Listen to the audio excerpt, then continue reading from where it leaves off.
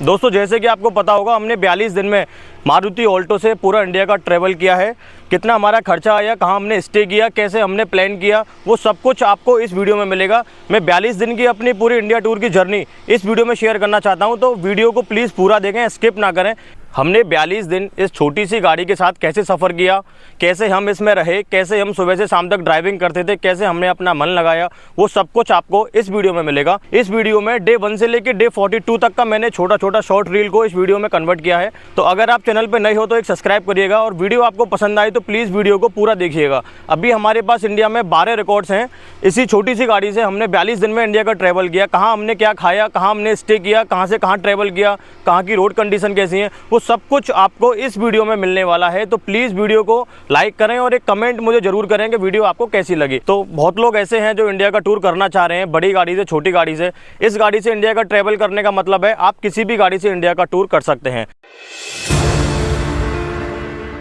1 मार्च 2023 ये वो दिन था जिस दिन मैंने अपनी भारत की यात्रा को शुरू किया था। 1 मार्च 2023 को हम अपने घर से सुबह करीब 8:20 पर अपनी गाड़ी की ओर अपनी पूजा पाठ करा के निकल गए सीधे अपने गांव की ओर, जहां हमें अपने बड़े बुजुर्गों का आशीर्वाद लेना था। बड़े बुजुर्गों का आशीर्वाद प्राप्त करके हम निकल गए सीधे लखनऊ की ओर। उससे पहले हम रुके अपने ऑफिस के बाहर, जहां हमने अपने मित्रों से मुलाकात की, क्योंकि ये हमारी यात्रा 1 महीने से भी ज़्यादा दिन की होने वाली थी, इसलिए हमने सबका सपोर्ट लिया। उसके बाद हम सीधे गए लखनऊ एक्सप्रेसवे पर।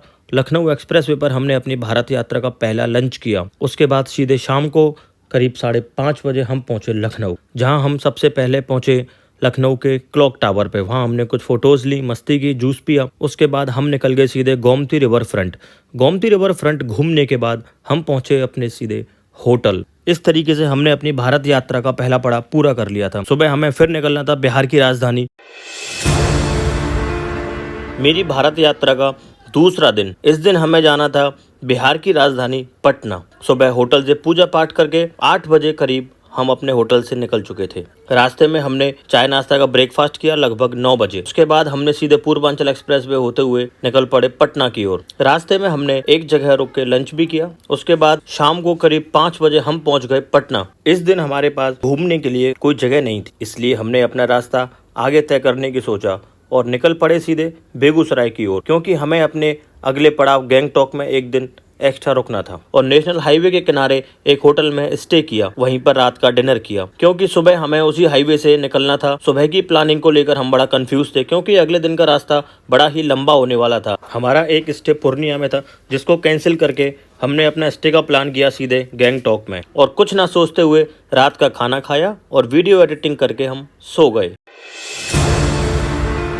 मेरी भारत यात्रा का तीसरा दिन, सुबह गाड़ी का जनरल चेकअप करके अपनी पूजा पाठ करके ठीक 8:30 बजे हम अपने होटल से निकल चुके थे। सफर बहुत लंबा होने वाला था, इसलिए हमने सुबह की चाय 11 बजे पी थी और साथ में एक आलू पराठा भी खा लिया था, जिससे हमने अपना लंच का प्लान कैंसिल कर दिया था। धीरे धीरे सफर को पूरा करते करते हम सिक्किम बॉर्डर पर पहुंच गए और सामने देखा तो कई किलोमीटर लंबा जाम लगा हुआ था, जिसे पूरा करने में 1.5 घंटा लगा। इसी सफर में हमारी गाड़ी का 1000 किलोमीटर का कांटा भी पूरा हो चुका था। रास्ता खास बुरा नहीं था, लेकिन रास्ते के नज़ारे देखने लायक थे। रास्ते में हमें जो भी मंदिर मिलता हम वहाँ रुकते और अपनी शुभ यात्रा की कामना करते। रास्ता पहाड़ी होने की वजह से इस दिन का हमारा सफर पूरा 12 घंटे का होने वाला था। और धीरे धीरे हम अपने होटल रात्रि 9 बजे गैंगटॉक पहुंच गए। होटल काफी अच्छा था, होटल का रूम काफी अच्छा था। इस चीज को ध्यान में रखते हुए हमने गैंगटॉक में एक रात रुकने का और प्लान बनाया, क्योंकि अगले दिन हमें गैंगटॉक पूरा एक्सप्लोर करना था। इस तरीके से हमने अपना सफर पूरा किया और गैंगटॉक में अपने होटल में जाके रात को डिनर करके सो गए।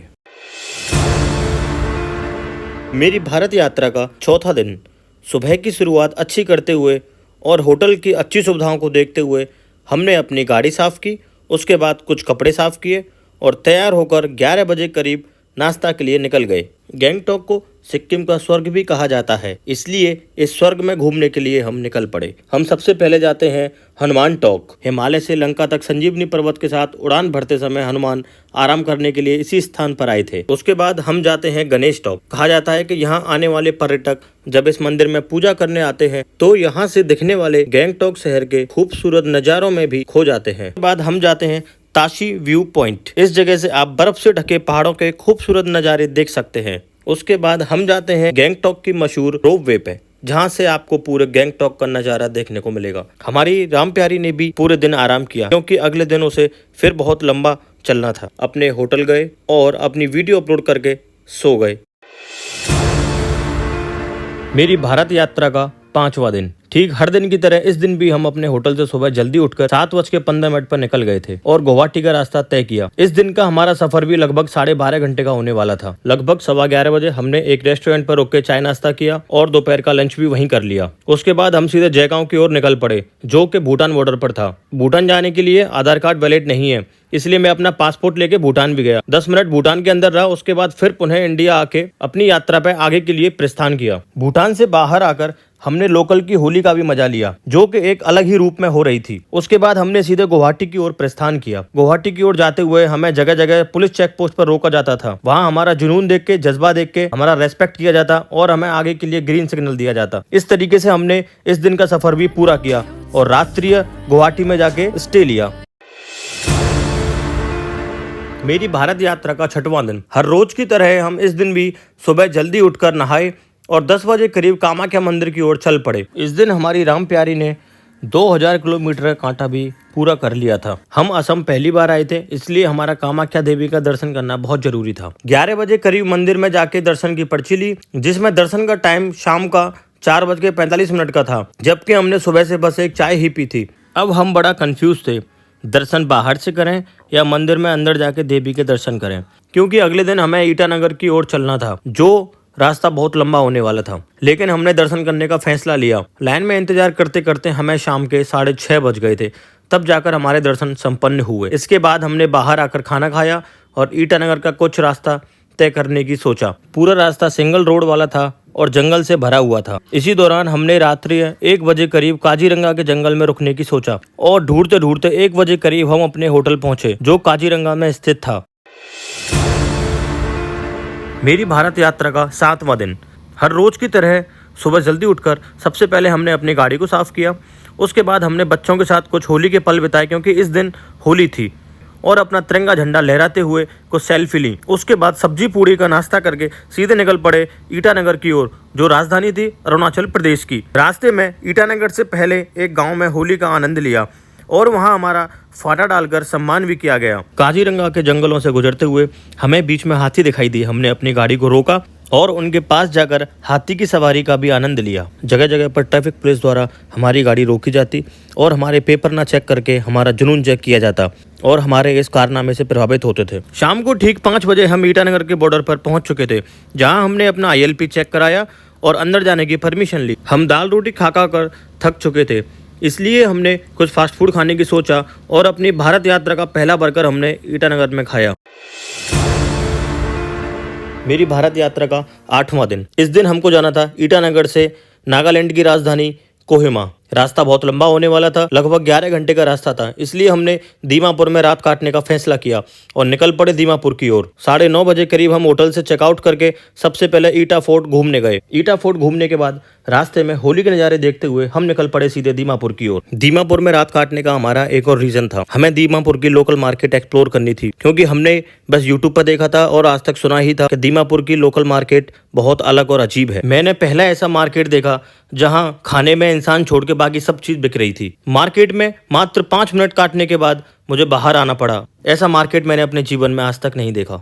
मार्केट से सीधे होटल आके रात्रि का खाना बड़ी मुश्किल से खाकर हम एडिटिंग करके सो गए। अगर आपको मेरी वीडियो अच्छी लगी हो तो प्लीज चैनल को सब्सक्राइब करें और वीडियो को शेयर एंड लाइक करें और भारत की यात्रा का आनंद लें। मेरी भारत यात्रा का 9वां दिन। अपनी गाड़ी का जनरल चेकअप करके हम निकल पड़े दीमापुर से सीधे कोहिमा की ओर, जिसकी दूरी थी दीमापुर से लगभग 70 किलोमीटर दूर। दीमापुर में कछारी रूइंस को घूमते हुए हम निकल पड़े कोहिमा की ओर। रास्ता पूरा कच्ची मिट्टी के पहाड़ों से घिरा हुआ था। धीरे धीरे चलते चलते हम पहुंच गए कोहिमा, जहां सबसे पहले हम पहुंचे कैथेड्रल चर्च, जिसे एशिया का सबसे बड़ा चर्च माना जाता है। 3000 लोगों के बैठने की क्षमता इसके अंदर है। कैथेड्रल चर्च कोहिमा के पीक टॉप पर स्थित है, जहां से पूरा कोहिमा का व्यू भी जन्नत की तरह नजर आ रहा था। इसे घूमने के बाद हम सीधे जा पहुंचे स्टेट म्यूजियम, जहां हमने पुराने लोगों का रहन सहन और पहनाव देखा। कोहिमा को पूरा हम दिन में ही घूम चुके थे, इसलिए हमने आगे जाने की सोचा और मणिपुर की राजधानी इम्फाल का रास्ता तय किया, जिसकी दूरी कोहिमा से लगभग 136 किलोमीटर की थी। बॉर्डर पर हमने अपना ILP चेक कराया और इम्फाल में एंट्री। मेरी भारत यात्रा का 10वां दिन। इस दिन हमें जाना था इम्फाल से मिजोरम की राजधानी आइजोल। हर रोज की तरह सुबह 8:30 बजे उठकर हमने अपनी गाड़ी का जनरल चेकअप किया। गाड़ी के जनरल चेकअप के बाद हम निकल पड़ते हैं इम्फाल के मशहूर वार सिमेट्री में, जहां 1600 सैनिकों की कब्रें बनाई गई हैं। यह द्वितीय विश्व युद्ध के दौरान मारे गए ब्रिटिश और भारतीय सैनिकों की यादों को याद दिलाता है। उसके बाद हम जा पहुंचे कांगला फोर्ट। यह इम्फाल नदी के तट के दोनों ओर स्थित है। अब केवल खंडर ही बचे हैं। उसके बाद हम जा पहुंचे मणिपुर की मशहूर ईमा मार्केट, एशिया का सबसे बड़ा महिलाओं का बाजार। यहाँ केवल शादीशुदा औरतों को ही बिजनेस करने की इजाजत है। होली का माहौल चल रहा था, इसलिए हम जगह जगह छोटा सा योगदान करते और अपनी भारत की यात्रा को सफल बनाने के लिए उनसे दुआएं मांगते। शुरुआत के 20 किलोमीटर रोड की हालत ठीक ठाक थी। उसके बाद देखते देखते रोड ने अपना रूप बदल लिया। रोड की इसी हालत को देखते हुए हमने सिलचर में रात काटने का सोचा और रात का खाना होटल में ही खा के हम सो। मेरी भारत यात्रा का 11वां दिन। हर रोज की तरह हम सुबह जल्दी उठकर होटल से निकल चुके थे। होटल से बाहर आकर देखा तो हमारी गाड़ी बहुत गंदी थी। होटल की अच्छी सुविधाओं को देखकर हमने सबसे पहले अपनी गाड़ी को साफ किया और निकल पड़े मिजोरम की राजधानी आइजोल की ओर। रास्ता पूरा सिंगल और पहाड़ियों से भरा हुआ है। अगर आपके ड्राइविंग स्किल्स वीक हैं तो आप कभी भी अपनी पर्सनल व्हीकल से ऐसे रास्तों पर न जाएं। नॉर्थ ईस्ट के रास्तों पर अगर हमने कुछ मिस किया था तो वो थी हमारी कुल्हड़ वाली चाय। ऐसा लग रहा था जैसे नॉर्थ ईस्ट में कोई चाय को जानता ही नहीं है। अगर कुछ मिल रहा था तो वो था ये जो स्क्रीन पे आपके सामने है। शाम को करीब 5 बजे हमने आइजोल पहुंचकर एक गेस्ट हाउस लिया और निकल पड़े मार्केट की ओर घूमने। आइजोल अपनी खूबसूरती और सुंदरता के लिए ही जाना जाता है। आइजोल मिजोरम की राजधानी होने के साथ साथ मिजोरम का सबसे बड़ा शहर भी है। यहाँ घूमने के लिए रीक हिल्स, सोलोमन मंदिर, मिजोरम स्टेट म्यूजियम और वंतांगवंग फॉल्स जैसी कई सुंदर जगह हैं। मेरी भारत यात्रा का 12वां दिन। सुबह होटल से जल्दी उठकर हम निकल पड़े त्रिपुरा की राजधानी अगरतला की ओर। इस दिन सुबह हमने कोई वीडियो नहीं बनाई क्योंकि हमें वहां बिल्कुल अच्छा नहीं लग रहा था। एक यही जगह थी पूरे भारत में जहां मेरा मन नहीं लगा। हमारा सफर इस दिन 450 किलोमीटर का होने वाला था। लगभग 14 घंटे का रास्ता था। रास्ते में हमने कुछ ऐसी चीजें भी देखी जो अब तक हमने सिर्फ मूवीज में देखी थी, लेकिन मिजोरम में आज भी इनका इस्तेमाल मटेरियल ट्रांसपोर्ट के लिए किया जाता है। इस सफर में हमारी गाड़ी 3680 किलोमीटर का कांटा पूरा कर चुकी थी। वापस असम बॉर्डर में आने के बाद हमें एक राजस्थानी होटल दिखा जहां हमने अपना लंच किया और निकल पड़े सीधे त्रिपुरा की राजधानी अगरतला की ओर। कहीं रोड कंडीशन बहुत अच्छी थी तो कहीं बहुत खराब। इन सारी मुश्किलों को पार करते हुए हम रात के 9 बजे करीब पहुंच गए अगरतला। अगर आपको मेरी वीडियो अच्छी लगी हो तो प्लीज लाइक एंड शेयर करें और मेरे चैनल को सब्सक्राइब करें। मेरी यात्रा का 13वां दिन। हर रोज की तरह सुबह होटल से जल्दी उठकर हमने गाड़ी में पूजा पाठ की, भगवान का आशीर्वाद लिया और निकल पड़े मेघालय की राजधानी शिलोंग की ओर। रास्ता पूरा सिंगल रोड था और पहाड़ियों से घिरा हुआ था। लगभग 450 किलोमीटर का रास्ता हमको तय करना था, इसलिए हमने सिलचर में एक रात काटने का फैसला किया। होटल से बाहर निकलते ही थोड़ी दूरी तय करने के बाद ही हमें एक अंकल मिले जो साइकिल से अपनी भारत यात्रा कर रहे थे। उन्हें देखकर हमें बड़ा एक्साइटमेंट हुआ। हमने उनका आशीर्वाद लिया, उनके साथ कुछ सेल्फीज ली और थोड़ी बहुत बातें की। अंकल का आशीर्वाद प्राप्त करके हम निकल पड़े अगरतला के मशहूर जगन्नाथ मंदिर की ओर। इस मंदिर के बारे में ऐसा कहा जाता है कि पुरी में प्रतिष्ठित नील माधव की मूर्ति त्रिपुरा के जगन्नाथ भारी मंदिर से दान में दी गई थी। मंदिर घूमने के बाद मंदिर के पास ही था स्टेट म्यूजियम। स्टेट म्यूजियम में थोड़ा सा समय बिताने के बाद हम निकल पड़े सीधे सिलचर की ओर। थोड़ा सा रास्ता तय करने के बाद पैराडाइज नाम के एक रेस्टोरेंट में हमने लंच किया। रास्ता पूरा चाय के बागानों से भरा हुआ था जहां हमने कुछ फोटोग्राफी की और ड्रोन से शूट किया। मेरी भारत यात्रा का 14वां दिन। हर रोज की तरह सुबह लगभग 8 बजे हम निकल पड़े करीमगंज के होटल से मेघालय की राजधानी शिलोंग की ओर। इस रास्ते पर मेरी गाड़ी ने 4388 किलोमीटर का कांटा भी कंप्लीट कर लिया था। दोपहर का नाश्ता खलीरी हट में एक लैजी नामक रेस्टोरेंट में किया। शिलोंग से 95 किलोमीटर की दूरी पर थी डाउकी रिवर, जिसे एशिया की सबसे साफ रिवर माना गया है। शिलोंग से पहाड़ों के बीच की यात्रा आपको एक प्रकृति से संपन्न केंद्र में ले जाएगी। वहाँ की खूबसूरती को देखते हुए हमने वहाँ एक रात काटने का प्लान बनाया और एक टेंट हाउस की बुकिंग कर दी, जिसका चार्ज 800 रुपये पर पर्सन था, including breakfast and dinner. Dawki river को पूरी तरह घूमकर हम लगभग 4 बजे फ्री हो गए थे, इसलिए हमने समय की बचत करने की सोचा और अपने कैंप की बुकिंग कैंसिल करके निकल पड़े सीधे मेघालय की राजधानी शिलोंग की ओर और शिलोंग में होटल लेके रात काटने का प्लान बनाया। मेरी भारत यात्रा का 15वां दिन। हर रोज की तरह सुबह होटल से जल्दी उठकर सबसे पहले हमने अपनी गाड़ी में आके अपनी पूजा पाठ की और निकल पड़े शिलोंग में घूमने। सबसे पहले हम गए एलिफेंट वाटरफॉल। हाथी झरना मेघालय राज्य के शिलोंग शहर से लगभग 12 किलोमीटर की दूरी पर स्थित है। हाथी झरने को एलिफेंट फॉल और 7 सिस्टर फॉल्स के नाम से भी जाना जाता है। पूरे शिलोंग को पर्यटकों का स्वर्ग माना जाता है, इसीलिए इस शहर को स्कॉटलैंड ऑफ इंडिया भी कहा जाता है। एलिफेंट फॉल्स को घूमने के बाद हम निकल पड़े शिलोंग के एयरफोर्स म्यूजियम, जो घूमने के लिए एक बहुत ही लुभावनीय जगह थी। म्यूजियम की कैंटीन में ही हमने अपना दोपहर का लंच किया और निकल पड़े शिलोंग के मशहूर शिलोंग पीक को घूमने, जिसकी समुद्र तल से ऊंचाई लगभग 6449 फीट है। यह एक ऐसा पीक पॉइंट था जहां से पूरे शिलोंग का नजारा देखा जा सकता है, लेकिन हमें वहां कुछ भी दिखाई नहीं दिया। उसके बाद हम जा पहुंचे शिलोंग के स्टेट म्यूजियम। स्टेट म्यूजियम को घूम के हम निकल पड़े सीधे बोंगई गांव की ओर, क्योंकि हमारा अगला राज्य का टारगेट था झारखंड की राजधानी रांची। इस तरीके से हमने 15 दिन में अपना पूरा नॉर्थ ईस्ट कवर कर लिया था, जो हमारी प्लानिंग के तहत बिल्कुल सही था।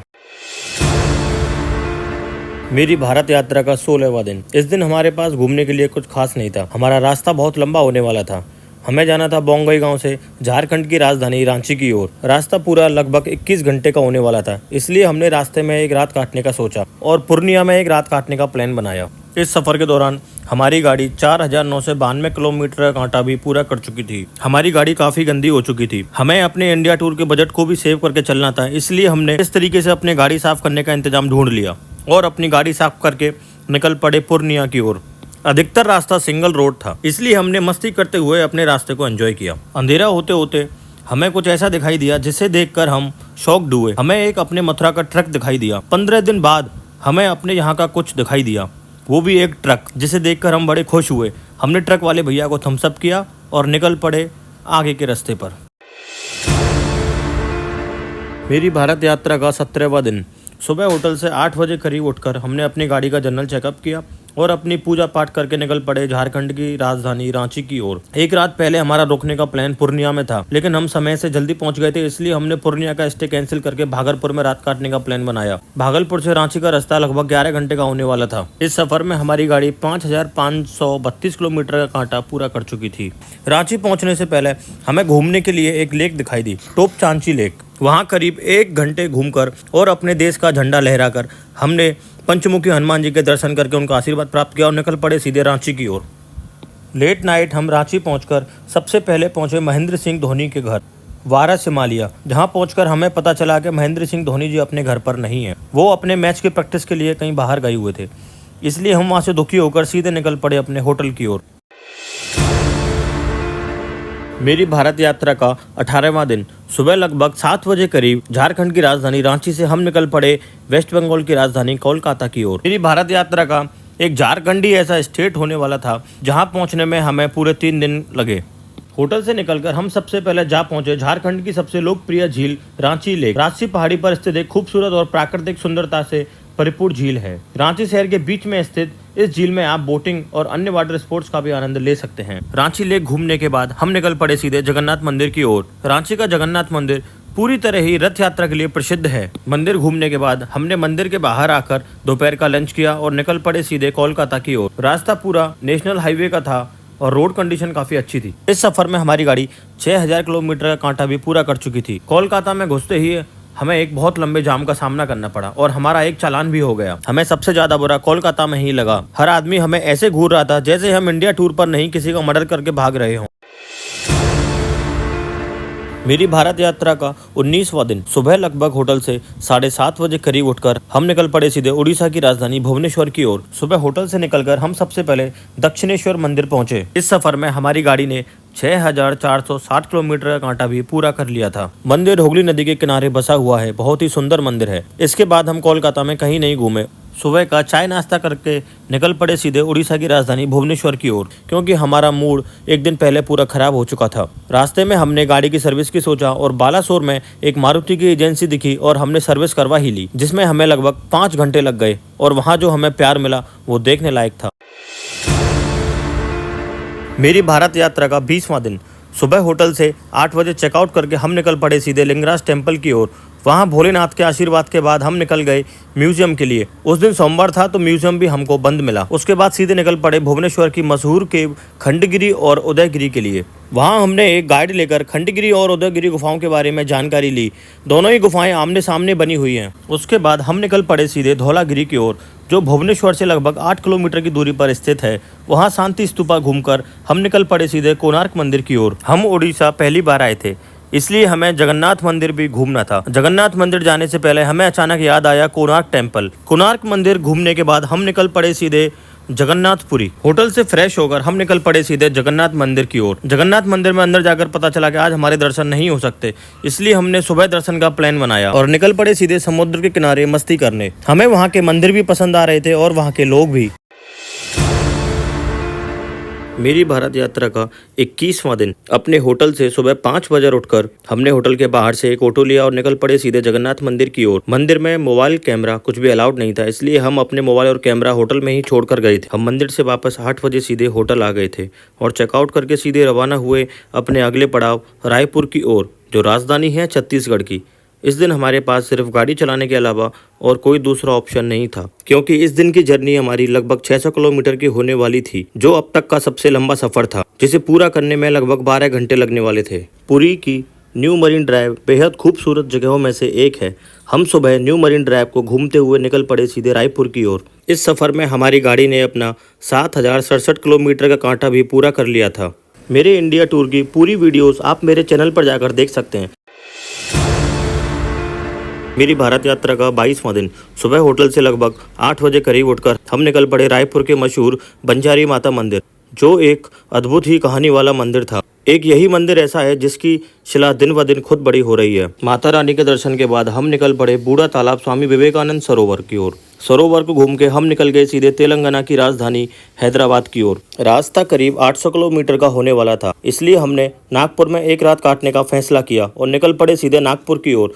शाम को करीब 4 बजे नागपुर पहुंचकर सबसे पहले हम स्वामी नारायण मंदिर पहुंचे, जो वाकई में देखने वाला बहुत ही सुंदर नक्काशी वाला मंदिर था। इस सफ़र में हमारी गाड़ी ने 7674 किलोमीटर का कांटा भी पूरा कर लिया था। हमारी इंडिया टूर की प्लानिंग के हिसाब से हमें 24 तारीख को नागपुर में होना था, लेकिन हम 22 तारीख को नागपुर में थे। इस तरीके से अब तक हमने अपने 2 दिन सेव कर लिए थे।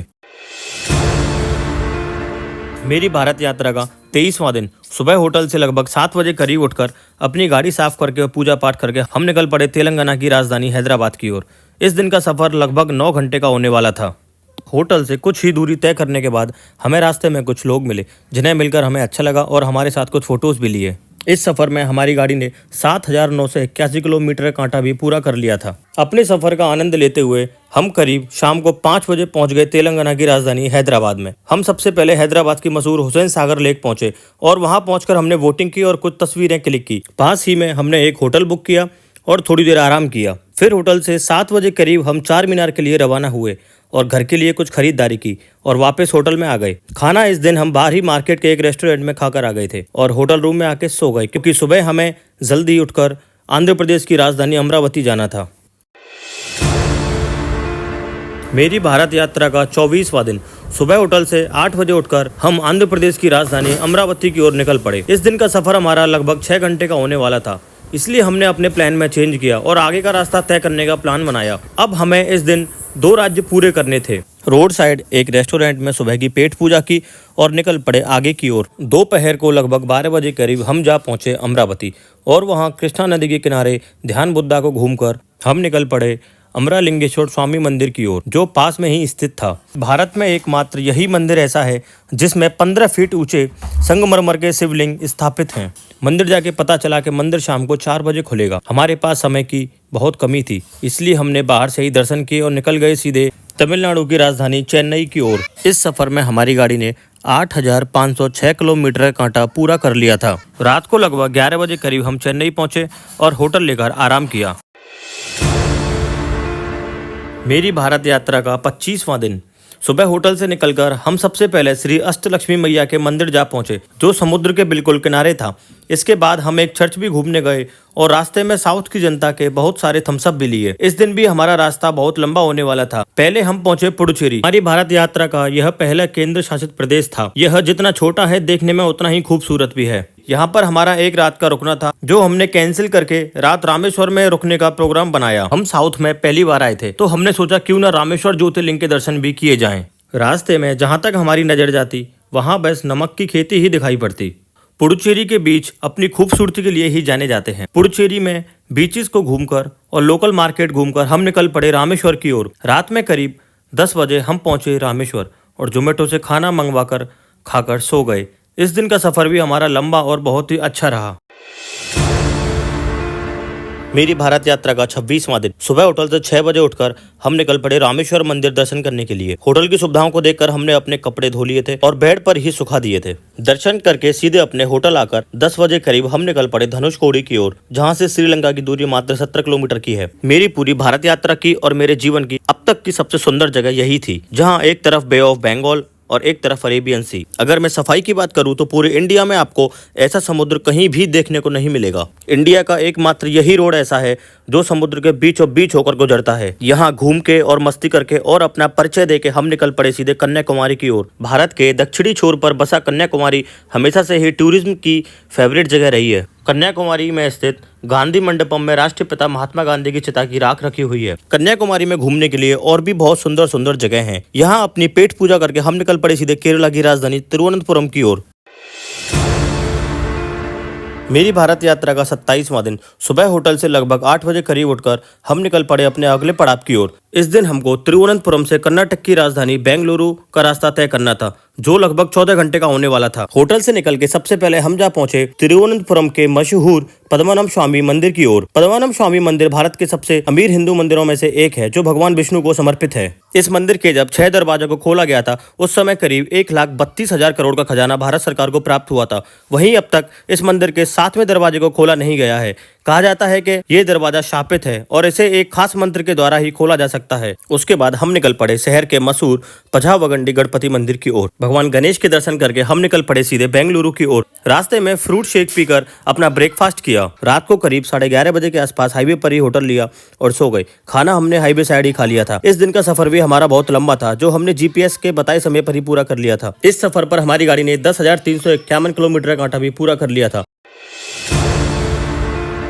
दिन सुबह होटल से लगभग 7:30 बजे उठकर हमने अपनी गाड़ी में आकर अपनी पूजा पाठ की और निकल पड़े अगले पड़ाव की ओर। कर्नाटक की राजधानी बेंगलोर से निकलते हम सबसे पहले टीपू सुल्तान पैलेस पहुंचे। ये एक ऐसा पैलेस था जिसे पूरा टीक वुड से बनाया गया था। टीपू सुल्तान पैलेस घूमकर हम निकल पड़े सीधे जवाहरलाल नेहरू प्लेनेटेरियम की ओर। प्लेनेटेरियम को घूमने के बाद हम निकल पड़े सीधे बेंगलोर के मशहूर इस्कॉन मंदिर की ओर। बेंगलुरु के राजाजी नगर में स्थित यह इस्कॉन मंदिर सन 1997 में बनकर तैयार हुआ था। मंदिर के प्रसादालय में अपनी पेट पूजा करके हम निकल पड़े अपने अगले पड़ाव पे। इस सफर में हमारी गाड़ी ने 11,086 किलोमीटर का कांटा भी पूरा कर लिया था। गाड़ी के किलोमीटर देखते हुए हमने गाड़ी की सर्विस का प्लान बनाया और बालासोर में एक मारुति की एजेंसी देखकर अपनी गाड़ी की सर्विस करवा ली। एजेंसी के सभी लोग हमारी ऑल्टो को देखकर बड़े प्रसन्न हुए, क्योंकि उनकी लाइफ में ये पहली ऑल्टो थी जो इंडिया टूर कर रही थी। दोपहर का खाना एक रास्ता नामक रेस्टोरेंट में करके हम निकल पड़े गोवा की राजधानी पणजी की ओर। देर रात 12 बजे हम जा पहुंचे गोवा और निकल पड़े गोवा के नाइट व्यू को देखने। मेरी भारत यात्रा का 29वां दिन। सुबह होटल से जल्दी उठकर हम निकल पड़े गोवा की राजधानी पणजी के मशहूर इमैकुलेट चर्च को घूमने। अपने 2 टावर और लंबे घंटा घर के लिए प्रसिद्ध इस चर्च को पणजी में बहुत अधिक दूरी से देखा जा सकता है। चर्च को घूमकर हम जा पहुंचे गोवा की मशहूर कैसीनो लेन पर, जो हम रात को पहले ही घूम चुके थे। यह नज़ारा पूरे भारत में सिर्फ गोवा में ही देखने को मिलेगा। गोवा की कैसीनो लेन घूमने के बाद हम जा पहुंचे गोवा के मशहूर मीरामार बीच पे। वहाँ हमने छोटी सी पेट पूजा की और निकल पड़े अपने अगले पड़ाव की ओर। वहाँ से जाते जाते हमने अपने इंडिया टूर की और अपनी कार मारुति ऑल्टो की परछाई भी छोड़ दी, जो शायद पहले कभी किसी ने ऐसा नहीं किया होगा। अगले दिन का स्टे हमारा पूना का होने वाला था, जिसे हमने रास्ते में कैंसिल कर दिया और महाबालेश्वर जाने का और भोलेनाथ के दर्शन करने का प्लान बनाया। इस सफर में हमारी गाड़ी ने 11,749 किलोमीटर का कांटा भी पूरा कर लिया था, क्योंकि 10,000 किलोमीटर का ट्रिप हम पहले ही लगा चुके थे। अपनी इंडिया टूर की प्लानिंग और किलोमीटर के हिसाब से हम आधे से ज्यादा इंडिया को घूम चुके थे। रास्ते में एक आंगण नाम के रेस्टोरेंट में अपनी पेट पूजा करके हम निकल पड़े महाबालेश्वर की ओर। मेरी भारत यात्रा का 30वां दिन। सुबह होटल से लगभग 7:30 बजे उठकर हम सबसे पहले जा पहुंचे महाबालेश्वर मंदिर। मंदिर में दर्शन करने के बाद और भोलेनाथ का आशीर्वाद प्राप्त करके हम जा पहुंचे कृष्णाई मंदिर, जो महाबालेश्वर मंदिर से थोड़ी ही दूर स्थित था। मंदिर में दर्शन करने के बाद हम जा पहुंचे स्ट्रॉबेरी की खेती में और वहां से फ्रेश स्ट्रॉबेरी लेकर खाकर निकल पड़े अपने अगले पड़ाव की ओर। रास्ते में हमें एक शूटिंग लोकेशन दिखाई दी, जहां हमने अपना ड्रोन फ्लाई किया और अपने देश का तिरंगा झंडा लहराकर निकल पड़े अपने अगले पड़ाव मुंबई की ओर। दोपहर को करीब 3 बजे हम जा पहुंचे मुंबई के मशहूर गेटवे ऑफ इंडिया पे। वहां हमने कुछ फोटोग्राफी करी और निकल पड़े पास में ही मरीन ड्राइव की ओर। मुंबई को घूमकर हम शाम को जल्दी फ्री हो गए थे, इसलिए हमने अपनी रात काटने का प्लान मुंबई में कैंसिल किया और निकल पड़े अपने अगले पड़ाव पे। जगह जगह हमें पुलिस द्वारा चेकिंग के लिए रोका जाता और हमारा जुनून देखकर और जज्बा देखकर हमें वहां से सम्मान करके विदा किया जाता। इस सफर पे हमारी गाड़ी ने 12,106 किलोमीटर का कांटा भी पूरा कर लिया था। मेरी भारत यात्रा का 31वां दिन सूरत के एक मेदांता नामक होटल में रात काटने के बाद सुबह वहां से करीब 9 बजे हम निकल पड़े अपने अगले पड़ाव की ओर। अपनी की हुई इंडिया टूर की प्लानिंग के तहत हमें इस दिन भावनगर में रात काटनी थी और वहां से अगले दिन दीव के लिए निकलना था, जिसे गुजरात का मिनी गोवा भी कहा जाता है।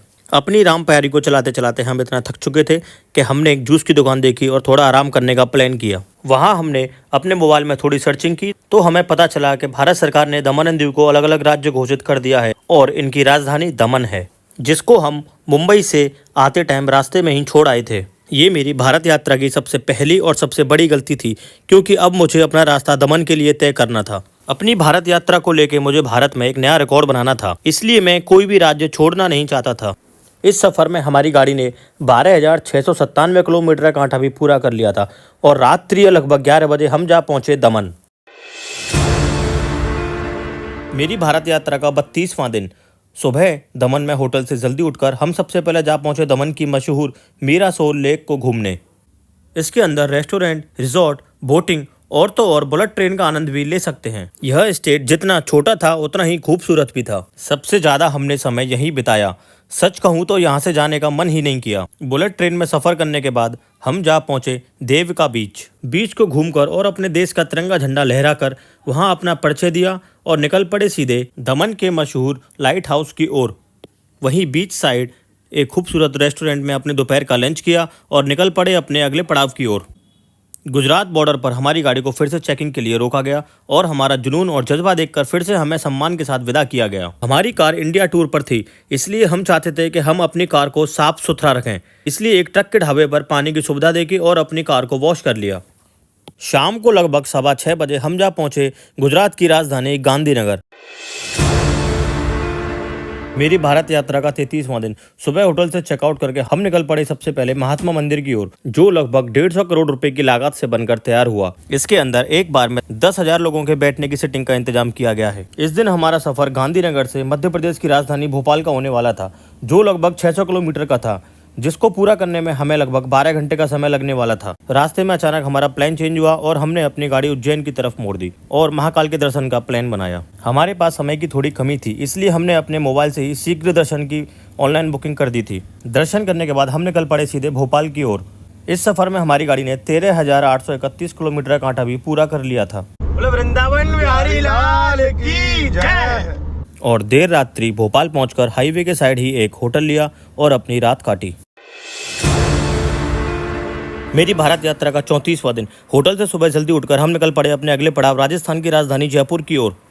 होटल से बाहर आके हमें याद आया कि भोपाल नगरी को झीलों की नगरी के नाम से भी जाना जाता है, इसलिए हम निकल पड़े सबसे पहले भोपाल की सबसे महत्वपूर्ण झील बड़ी झील की ओर, जिसे आमतौर पर भोजताल के नाम से भी जाना जाता है। इसी तालाब से भोपाल के निवासियों के लिए 40% पीने के पानी की पूर्ति की जाती है। झील को घूमने के बाद हम जा पहुंचे भोपाल के मशहूर वन विहार राष्ट्रीय उद्यान की ओर। यह लगभग 4.5 वर्ग किलोमीटर क्षेत्र में फैला हुआ है। इस दिन का सफर भी लगभग हमारा 11 घंटे का होने वाला था। इस सफर में हमारी गाड़ी ने 14,896 किलोमीटर का कांटा भी पूरा कर लिया था। इसी सफर में हमारी गाड़ी अपना संपूर्ण 1 लाख किलोमीटर का कांटा पूरा कर चुकी थी। सफर का आनंद लेते हुए रात्रि करीब 8 बजे हम जा पहुंचे जयपुर, जहां हम सबसे पहले जा पहुंचे जयपुर के मशहूर राजकीय केंद्रीय संग्रहालय, जिसको घूमने लोग दिन में नहीं रात में जाना पसंद करते हैं। इसके बाद हम जा पहुंचे जयपुर के मशहूर हवा महल को घूमने। उसके बाद हमने पास में ही एक होटल लिया और अपनी रात काटी।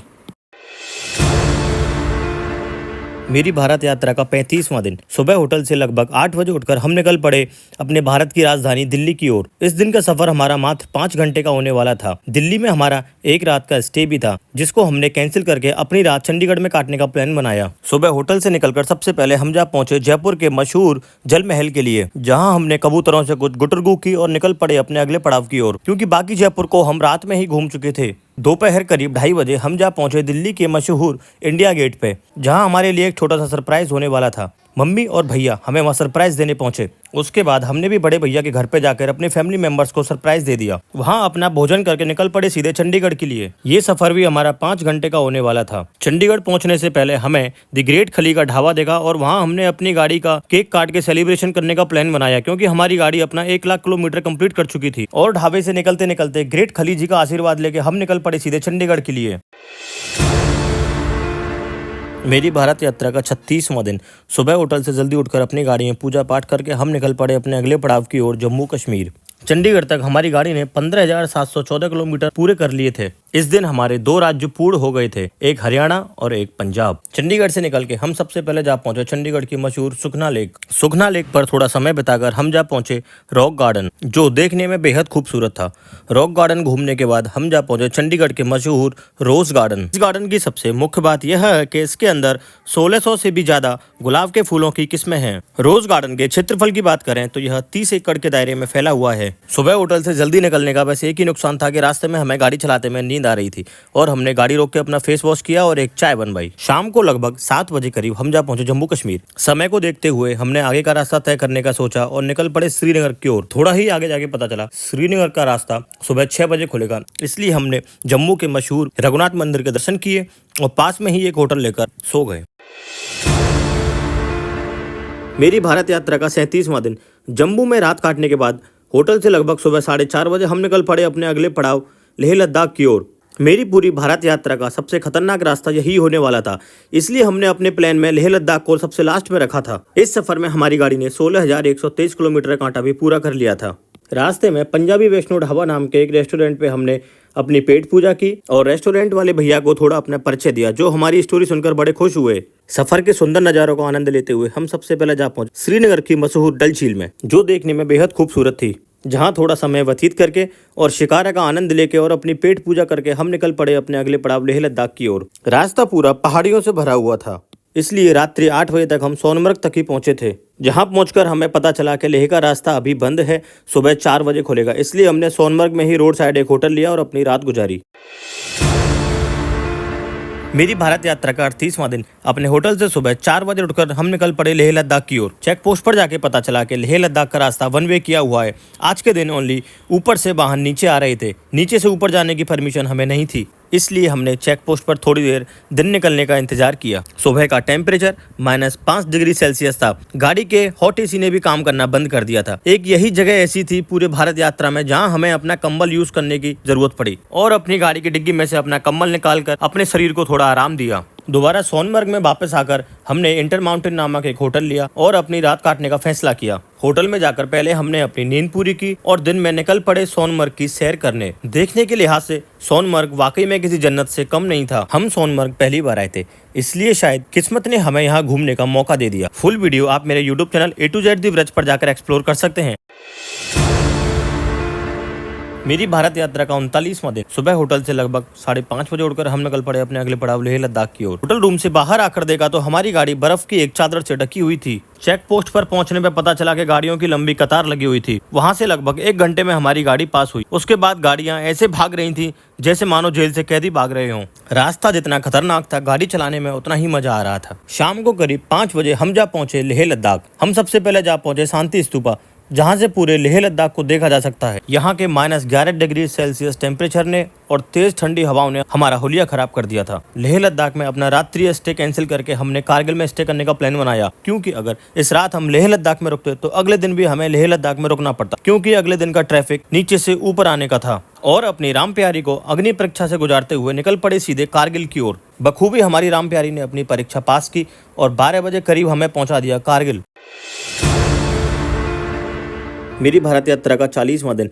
अपनी रात कारगिल में काटने के बाद सुबह लगभग 5:30 बजे हम निकल पड़े अपने अगले पड़ाव अपनी भारत यात्रा के लास्ट स्टेट हिमाचल प्रदेश की राजधानी शिमला के लिए। रास्ता काफी लंबा होने वाला था, इसलिए हमने एक रात पठानकोट में काटने का प्लान बनाया। मेरी पूरी भारत यात्रा के सफर में एक यही जगह ऐसी थी जहां मुझे जाम में 2-2 3-3 घंटे भी काटने पड़े। जहां तक नजर जाती वहां तक बस बर्फ की सफेद चादर ही नजर आती। पूरे भारत के सफर में एक यही रोड मुझे ऐसी दिखी जहां पर दोनों साइड 8 से 9 फुट बर्फ थी। यहाँ का टेम्परेचर इतना था कि जब भी हम गाड़ी का वाइपर चलाने की गलती करते हमारी गाड़ी के शीशे पे एक बर्फ की चादर जमा हो जाती। ऑक्सीजन की इतनी कमी थी कि गाड़ी के अंदर रखे सारे पैकेट्स के अंदर एयर का प्रेशर खुद ब खुद बढ़ रहा था। इस सफर में हमारी गाड़ी ने 17,220 किलोमीटर का कांटा भी पूरा कर लिया था। हमारी गाड़ी की हालत ऐसी हो गई थी कि मानो हम लेह लद्दाख से नहीं किसी खेत में से खेती करके वापस आ रहे हों।